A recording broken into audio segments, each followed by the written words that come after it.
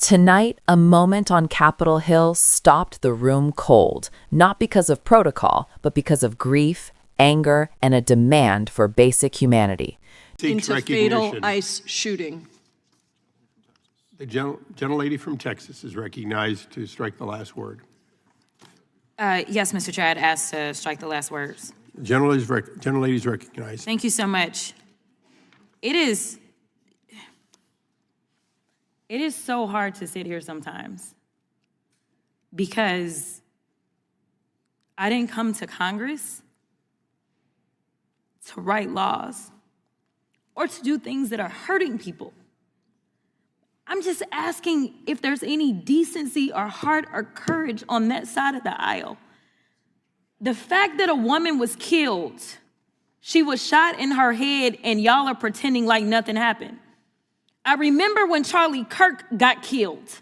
Do you remember what our response was? Our response wasn't to sit there and pretend like it was okay. Is it okay because you have a badge? Because the last time I checked, allegedly no one is above the law. Can y'all not just have a little bit of courage and humanity? A child.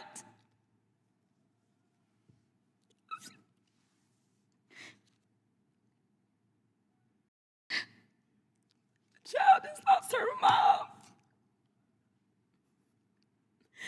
And y'all want to pretend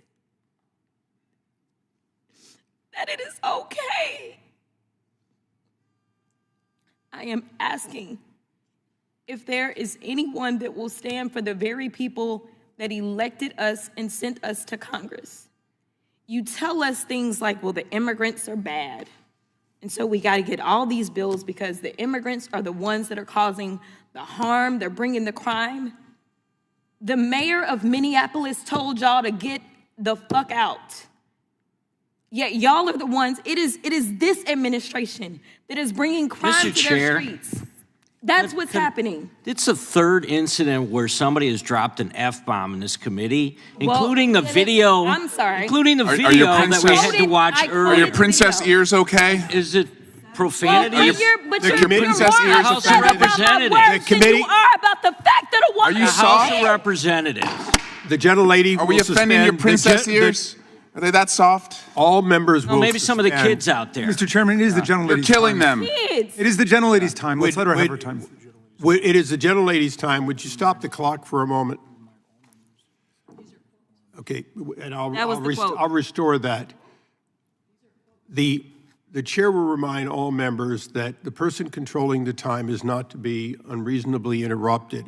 We would further admonish that whenever possible to express the full meaning of something, it be done so without an expletive that may be offensive to people here in the audience or those who watch this on television. I understand that a quote at times is essential, but I would admonish everyone that it has been the practice of this committee for the many years I've been here to use such things as F-bomb in order to get the message out without actually using the word.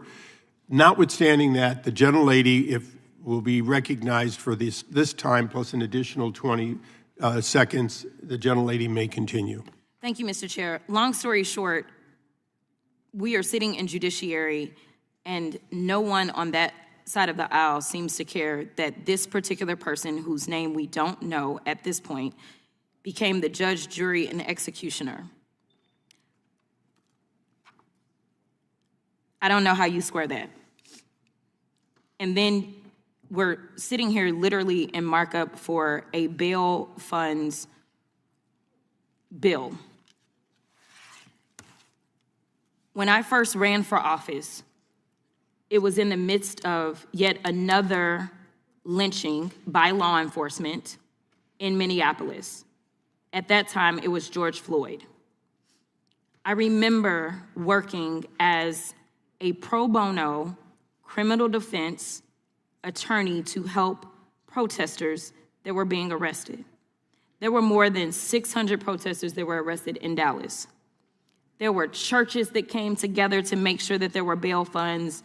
there were nonprofit organizations, and to explain how it works for bail, since we're in judiciary and we're writing the laws, and some people may not understand this, but those bail funds, those nonprofit organizations are not the ones that determine whether or not somebody gets bail. What they do is they help out poor people, which I know y'all are not interested in either, but they help out people that aren't rich and famous and have limitless amounts of money, like all of the Epstein defendants who somehow y'all can't find, even though y'all went and got Maduro. But it helps out those people to be able to get out of jail. Many of those people that if they spend just a couple of days in jail will then be thrust into straight up poverty because they will lose everything. Why it is that you want to criminalize people such as churches that are trying to help the poor because they understand what the Bible says, and they don't just say that they understand it or say that they love Jesus, but they decide that they actually put it into works because faith without works is dead. That is wrong too. And I'm here to tell you that there's going to be a lot of nonprofit organizations that are going to step up in this moment, because there are going to be protests around this entire country because of the state-sanctioned execution that we all saw unfold, unless there is some kind of justice that takes place and we get the name of that officer and that officer is prosecuted. So I ask that law enforcement, we have oversight over them. I am the oversight ranker. Let's go ahead. In fact, I make a motion that we have a hearing in the oversight subcommittee as it relates to this particular issue and what took place. The gentlelady was not recognized for purposes of motions.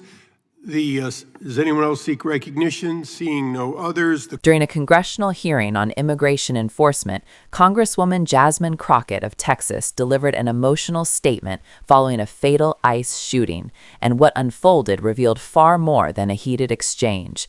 It exposed a deeper divide over accountability, power, and whose lives are treated as expendable. If you want clear, honest coverage that breaks these moments down beyond the soundbite, make sure you subscribe to this channel. As the chair recognized her to strike the last word, Representative Crockett did not read from notes or recite talking points. She spoke as someone wrestling with the weight of what she was witnessing. She told the room she did not come to Congress to write laws or take actions that harm people.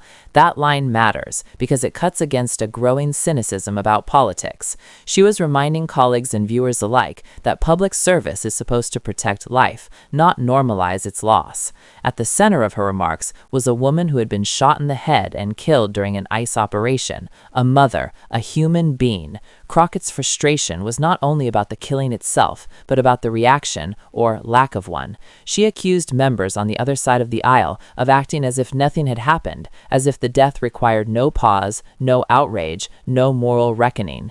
That accusation lands hard, because silence in moments like these becomes a form of approval. If this kind of accountability-focused reporting matters to you, take a moment to subscribe so you do not miss what comes next.